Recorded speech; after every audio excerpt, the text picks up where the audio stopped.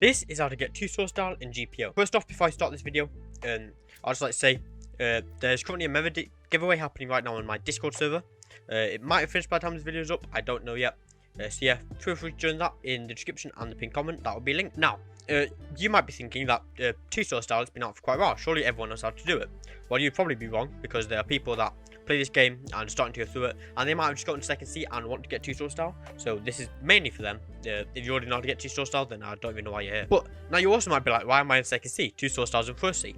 Well, if you go to second seat and you go try to get 2-star style, you won't be able to, because you need 1-star style first, and you do that by going to Rocket Island, which in case you don't know where that is, in case you haven't used 1-star style yet, and you haven't actually been there, because there's no other reason, because that's the only thing on the island. From Reverse Mountain, it is pretty much east. You can see about there. It's about between, like, more east, southeast, southeast, let's say. So yeah, just this way.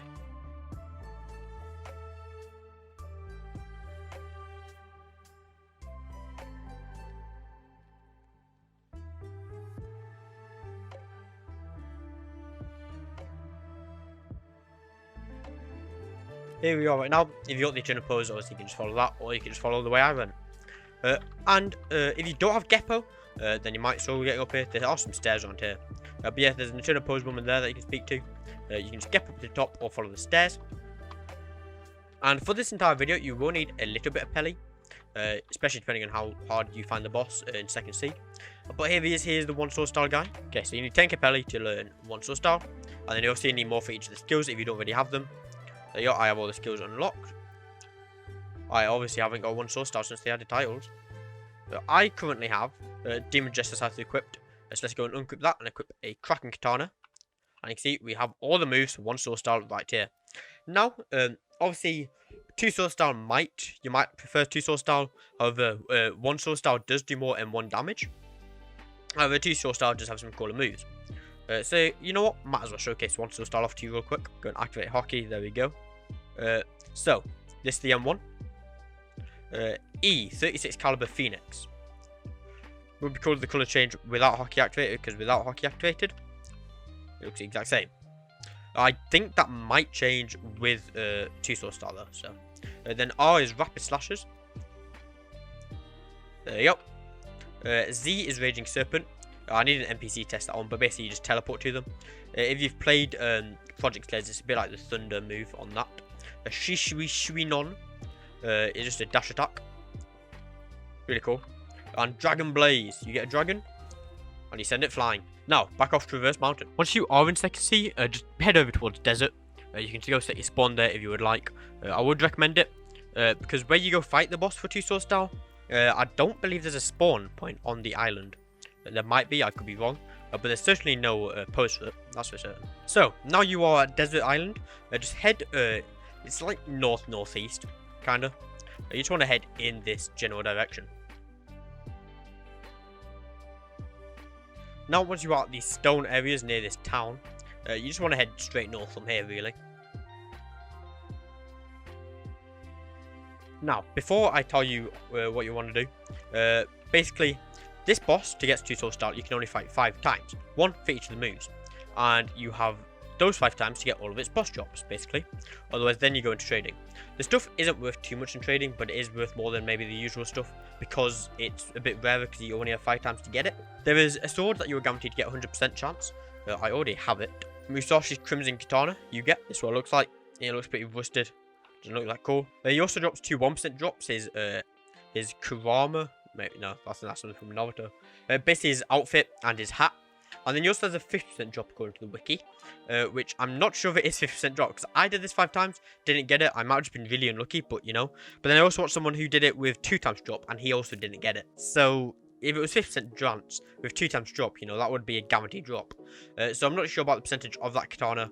It might change, I don't know. But yeah, they are the drops he can drop. And his outfit and his hat, I believe, do plus extra sword damage.